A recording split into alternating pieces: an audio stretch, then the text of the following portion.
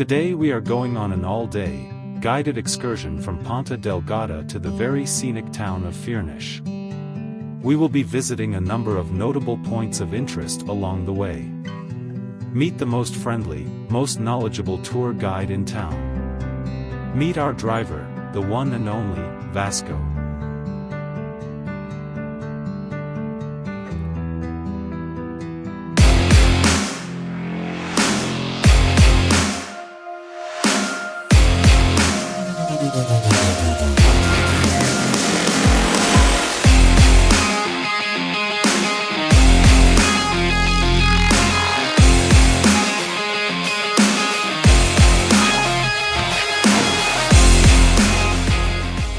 In the last episode, Lucy and I were joined in Ponta Delgada by two of our children, Natasha and Zachary, along with several other friends.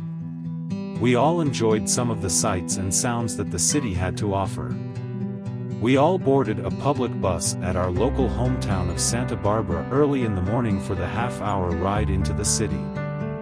We arrived at Ponta Delgada at around 8:30. Leaving lots of time to catch up with the excursion bus at its home base on the waterfront of Ponta Delgada. We were directed to the excursion vehicle and advised that we could board and wait for the driver who would be joining us shortly.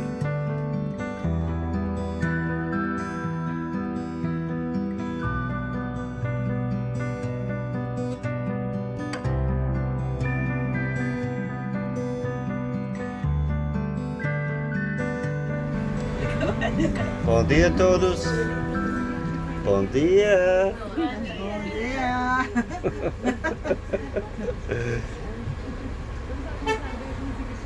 Quem vai ter um bom dia hoje? Me.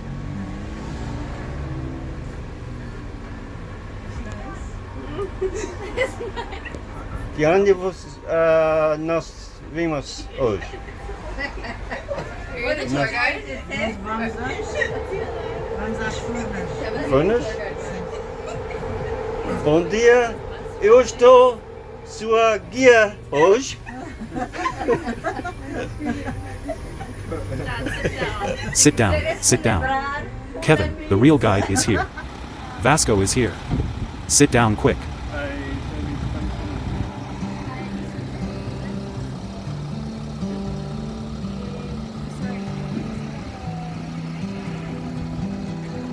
The very multilingual Vasco will be speaking 3 different languages today to accommodate the 3 nationalities on board. He will be speaking Portuguese, English and Spanish, alternating between these 3 languages. Sao Miguel was discovered in 1427 by Gonçalo Velho Cabral. It was shortly thereafter settled by colonists from continental Portugal, authorized by Prince Henry the Navigator. The fertile soils and temperate climate attracted settlers from other countries also, notably French and Flemish people. If you have been coming to this island for a while, one thing that you will readily notice is that they have really modernized the roadways spanning and crossing the island in recent years. In years gone by, you would have to pass through many towns, traveling narrow and winding roads to get to your destination.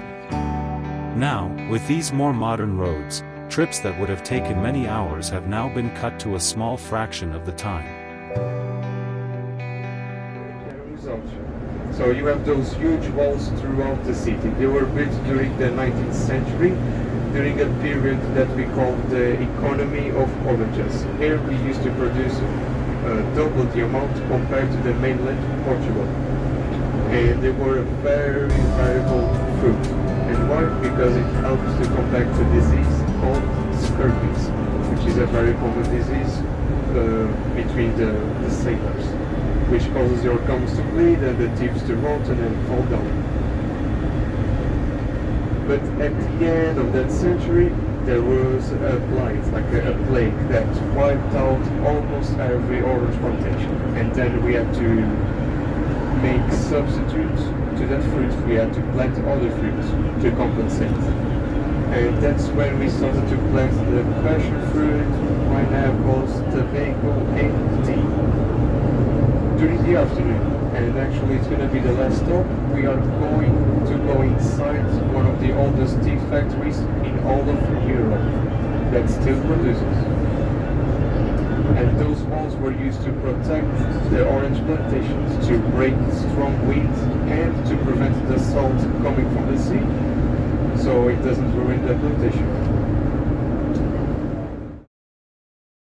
Sao Miguel Island has gained the nickname the Green Island. Driving around the island helps you easily understand why. The fertile soils and the abundance of humidity, especially in the winter season, make this island ideal for agriculture and other naturally occurring vegetation. The largest of the Azorian islands, Sao Miguel, covers an area of about 760 square kilometers. It has a population of around 140,000 people, of which about 45,000 call Ponta Delgada home. The subtropical climate makes the Azores one of the few places in the world where it is possible to grow crops all year round. The volcanic soil is rich in nutrients and minerals, making this possible. It is said that you can grow anything here. Crops grown here include bananas, tea, figs, oranges, tangerines, lemons, passion fruits, chestnuts, tomatoes, lettuce, cucumbers, watermelons, almonds, and cauliflower. A wine market has also beginning to take shape.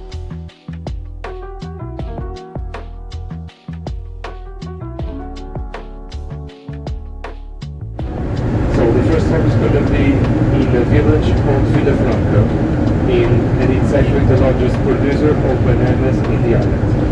And we actually produce a liquor with a flavor of banana. There's also a local liquor factory in a city called Vila Franca, or Big Creek City. And this factory produces liquors with banana flavors, pineapple, passion fruit, and they actually do the most recent alcoholic beverage of the island, which is the rum. Come on. So we are now going through what we call the fast roads. Here in the Azores we do not have any highways, and the fast roads are actually free for us and permitted us to diminish the time of traveling. For example, between Ponta Delgada and the northeast of the island used to take us about 5 hours, and the island from east to west has about 64 kilometers. But you had to go through all of the little villages. Nowadays only takes us 1 hour. So this is a place in the island where you can find the most places to do picnics and barbecues. It's called Peace Zone. Usually during the summer people go here to make a barbecue, then in the afternoon they go to one of the beaches of Vila Franca. And to end the day, they eat the famous sweet pastry from Vila Franca, which we are going to visit. So the first stop is going to be near the islet. The second one near the only factory that produces the sweet pastry from this island.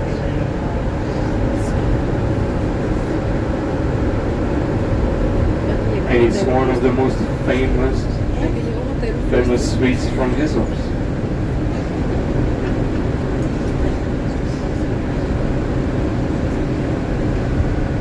It's like a small cake with sugar on top.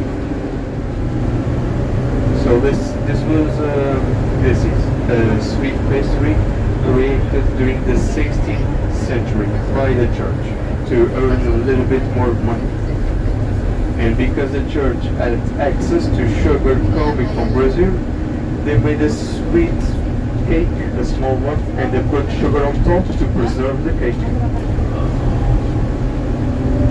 That's the history about the pastry. But no one knows the exact ingredients of the sweet. It's a secret.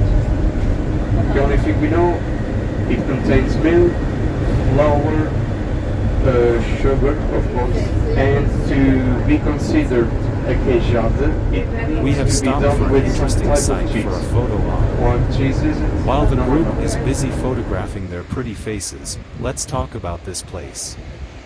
We are in the town of Vila Franca do Campo, near the shoreline viewing the island of Franca do Campo. More on this interesting island later, but the town, yes, this town has history. Vila Franca do Campo was founded in the middle of the 15th century by Goncalo Vaz Botelho and was granted status of Villa 1472. It soon thereafter became the largest settlement on the island and became the capital of Sao Miguel. So what happened to it?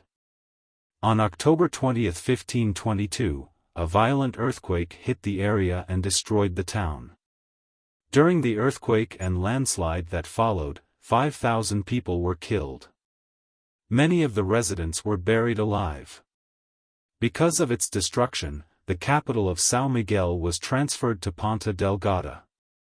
King John III eventually elevated Ponta Delgada to the status of capital on April 2, 1546, and Ponta Delgada grew thereafter to become the city that we see today. Another dark piece of history for Vila Franca do Campo: following a 1582 naval battle off the coast of Sao Miguel, the Spanish victors had several hundred French and Portuguese prisoners executed in the town. The town began to prosper again from the 18th century onwards from orange plantations, and later, from pineapple production, no doubt after the pestilence that Vasco spoke of earlier had destroyed the orange groves of the island. The Ilha de Vila Franca do Campo is located off the shore. This beautiful island, with its perfectly circular lagoon of clear and turquoise waters surrounded by lush vegetation, is actually the crater of an ancient volcano. It is over 4,000 years old, which is very young in geological terms. The lagoon is considered a good spot for diving, as well as snorkeling.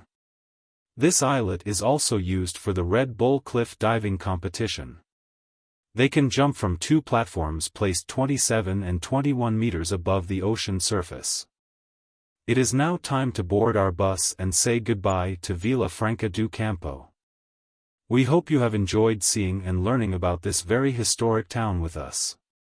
Our excursion to Furnas continues.